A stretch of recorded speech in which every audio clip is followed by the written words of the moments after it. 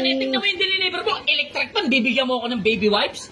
Kung hindi ka naman, ano? Inuulit ko nga sir, hindi ko alam ang laman Wala nito. nga ako pakialam. At saka huwag ka mangangatwiran sa akin. Dahil tingnan mo nga yung diniliver. Sa'yo kaya mangyari yan.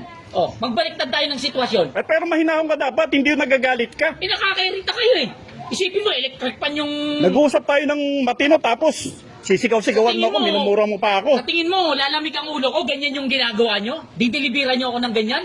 Hindi naman yan yung order ko? Ha? Nakakabuisit kaya kayo. Hindi yan, kasalanan yan.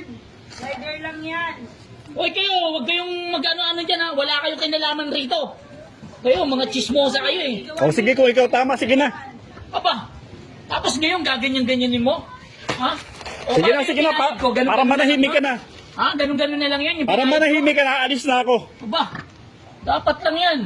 Kayo, nagdi-deliver kayo, mali-malit. Palibasa, wala kayong mga pinag-aralan. Ganyan kayo makasta. Sige, manlait ka pa, sige lang, okay lang. Huwag kayo dito magdi-deliver kung ganyan yung gagawin nyo.